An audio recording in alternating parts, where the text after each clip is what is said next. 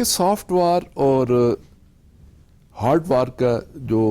بنیادی فرق ہے اس میں یہ ہے کہ سافٹ وار چونکہ اذہان کے ساتھ قلوب کے ساتھ اس کا تعلق ہوتا ہے، لہذا جب وہ فرد یا وہ ملک یا وہ گروہ کہ جو دوسرے گروہ کے خلاف سافٹ وار کر رہا ہوتا ہے تو وہ چونکہ اس کا بنیادی ہدف اس کے قلب و ذہن کو تبدیل کرنا ہوتا ہے،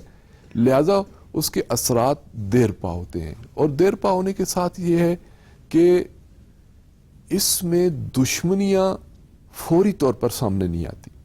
ہارڈ وار میں رد عمل فوری ہے، مثلا ایسے ہوتا ہے کہ جب ایک ملک کسی دوسرے ملک پہ حملہ کرتا ہے تو اس کا رد عمل فوری ہوتا ہے، چونکہ جب طیاروں کے ذریعے سے، گولہ بارود کے ذریعے سے، ہارڈ وار کے ذریعے سے آپ کسی دوسرے ملک پر جنگ مسلط کرتے ہیں تو اس ملک کا شہری، اس ملک کی فوج، اس ملک یا اس معاشرے کے افراد فوری طور پہ اس پر ریئیکشن شو کرتے ہیں، اس کا ایک رد عمل ظاہر ہوتا ہے۔ لیکن جب ہم اس کا موازنہ سافٹ وار سے کرتے ہیں تو سافٹ وار اتنے آرام اور دھیمے انداز سے لڑی جاتی ہے کہ ان معاشروں کو کہ جن کے خلاف سافٹ وار لڑی جا رہی ہوتی ہے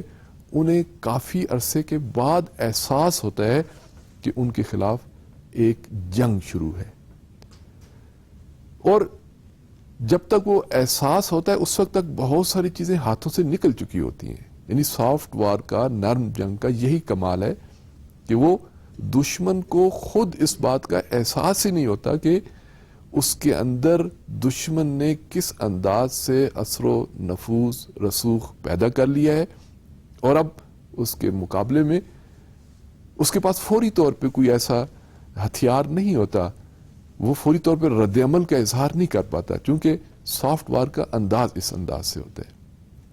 دوسرا یہ ہے کہ سافٹ وار کا جو ایک بڑا کمال جسے ہم کہہ سکتے ہیں وہ یہ ہے کہ اس سافٹ وار کے نتیجے میں نفرتیں فوری نہیں ہوتی، جیسے میں نے پہلے عرض کیا نا کہ ہارڈ وار کے جواب میں رد عمل فوری آتا ہے، اس رد عمل کے بعد ظاہر ہے اس معاشرے میں جو جنگ کرنے والا یا جو جنگ مسلط کرنے والا جو ملک ہے یا معاشرہ یا افراد ہے ان کے خلاف ایک نفرت بھی، ایک شدید نفرت پیدا ہوتی ہے۔ لیکن سافٹ وار میں ہم دیکھتے ہیں کہ وہ چونکہ رینگتے ہوئے بہت ہی سلو موشن میں چونکہ انسان کے قلوب و اذہان پہ اثر ہو رہتا ہے، جس کا نتیجہ کیا نکلتا ہے کہ وہ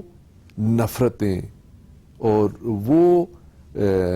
ریئیکشن کہ جو انسانوں کے جنگ کے جواب میں رد عمل میں آنا چاہیے وہ پیدا نہیں ہوتا۔ یہ نفرتیں جب اس معاشرے کو احساس ہوتا ہے کہ اس کا تو بہت ساری چیزیں اس نے اپنے ہاتھ سے دے دی ہیں، وہ ہاتھ سے کھو بیٹھے ہیں، پھر جا کے وہ نفرتیں اگر پیدا ہوں، لیکن اس کے اندر بھی چونکہ یہ سلو پائزننگ ہوتی ہے تو سلو پائزننگ کا جو سٹائل ہوتا ہے کہ وہ سلو پائزننگ کے نتیجے میں انسان مر تو جاتا ہے لیکن انسان اس کا فوری علاج نہیں کر پاتا۔